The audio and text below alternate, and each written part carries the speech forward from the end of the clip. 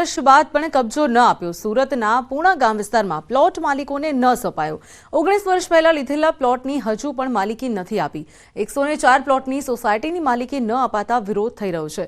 Plot માલિકોએ સ્થળ પર એકઠા થઈને વિરોધ કર્યો ત્યારે માલિકોએ મંડપ બાંધીને ન્યાયની માંગણી કરી છે। અનેકવાર રજૂઆત બાદ પણ નિરાકરણ ન આવ્યું હોવાનો પણ તમામ લોકોનો આક્ષેપ છે।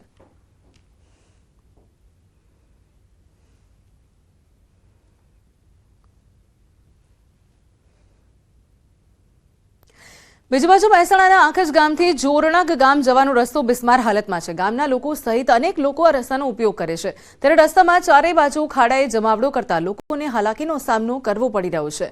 ખખડધજ રસ્તાઓના કારણે વાહન ચાલકોને અકસ્માતનો ભય સતાવી રહ્યો છે। રસ્તાની નજીક શાળાઓ આવેલી છે તો બિસ્માર રસ્તાના કારણે વિદ્યાર્થીઓને શાળાએ જવામાં મુશ્કેલીનો સામનો કરવો પડે છે। સાથે જ અહીં રસ્તો ખરાબ હોવાના કારણે વાલીઓમાં પણ અકસ્માતનો ભય સતત સતાવે છે। રોડની પરિસ્થિતિ આ બધા ખાડા બહુ પડી ગયા છે અને સાધન લઈ જઈએ અને ઘણીવાર વાર પંચર પડે ને ગુલેટો ખાઈ જઈએ ને એવું થાય છે। બહુ મુશ્કેલી પડે કારણ કે રોડ બધો તૂટી ગયેલો છે। અવર જવર નીકળવાનું રાત્રે સમય તો બહુ જોખમ જેવું રહે કારણ કે રોડ તૂટી ગયેલો હોય।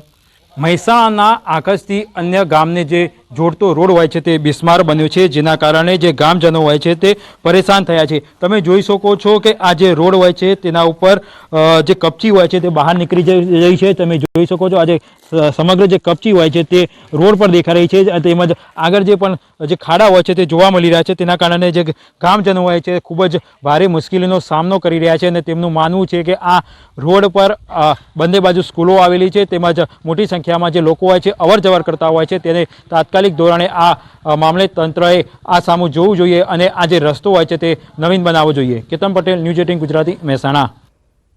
તો આ તરફ જામનગરમાં ઢોર પકડવાની કામગીરી દરમિયાન પશુ માલિકની દાદાગીરીનો વિડીયો વાયરલ થયો છે। સરુ સેક્શન રોડ પર પશુ માલિક ઢોર પકડવાની ટીમને અપશબ્દો બોલી પશુને છોડાવીને જતા રહ્યા છે। તો ગઈકાલે સાંજે MP શાહ ઉદ્યોગનગર પાસે આ સમગ્ર બનાવ બન્યો હતો।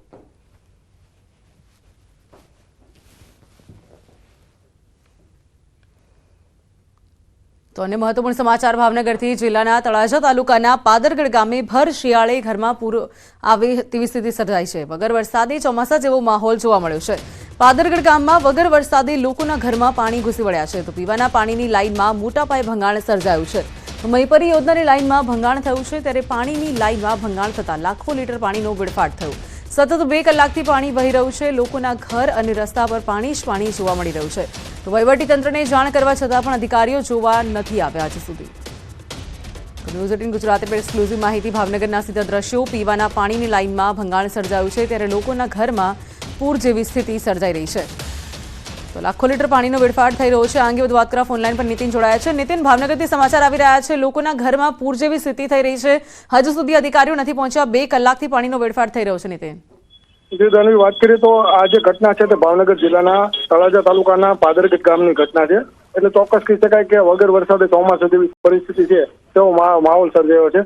ખાસ કરી વાત કરીએ તો જે ઘરમાં પીવાના પાણી જે વપરાતું હોય છે તે મરીપઈ યોજનાની જે લાઈન છે તેનું ભંગાણ થયું હતું ને ભંગાણ મોટા પાયે થતા લાખો લીટરમાં પાણી છે તે સમગ્ર ગામમાં ફરી વળ્યું હતું।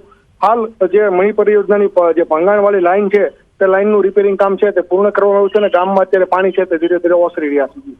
ચોક્કસ નીતિને જોડાઈ સમગ્ર માહિતી આપવા બદલ આપનો આભાર।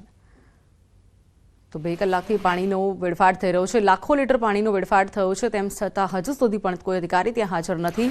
કોઈ પણ પ્રકારના પગલાં હજુ સુધી તંત્ર દ્વારા નથી લેવાયા।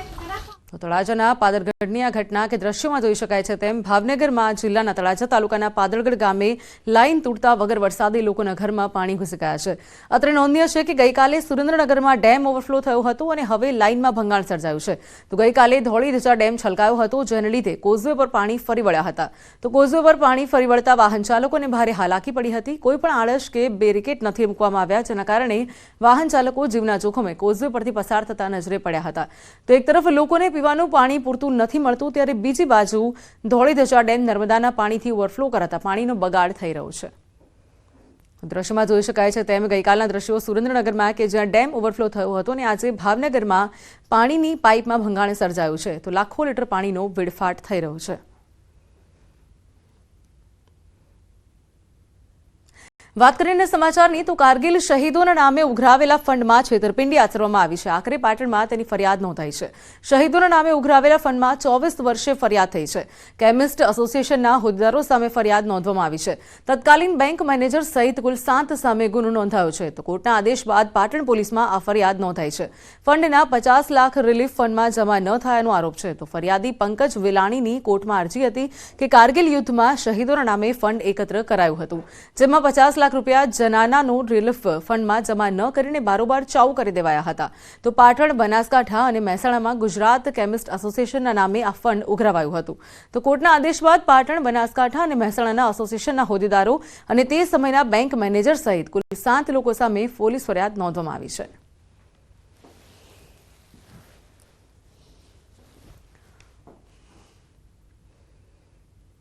સાથે બુલેટિનમાં હાલ સમય છે વિરામના. જોતા રહો ન્યૂઝ 18 ગુજરાતી.